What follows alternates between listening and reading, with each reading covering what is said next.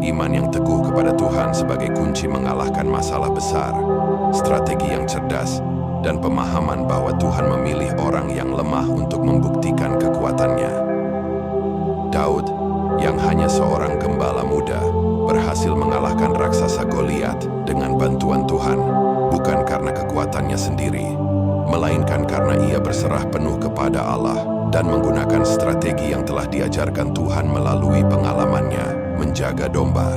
Tuhan sering memilih orang yang dianggap lemah atau tidak berarti untuk menunjukkan kebesarannya. Daud, yang dianggap tidak pantas melawan Goliat, justru dipilih Tuhan. Kita perlu mencari dan menerapkan strategi yang Tuhan berikan kepada kita, bukan hanya mengandalkan kekuatan kita sendiri atau cara-cara yang tidak efektif. Daud membuktikan bahwa iman yang disertai strategi yang tepat dapat mengalahkan tantangan yang terlihat mustahil.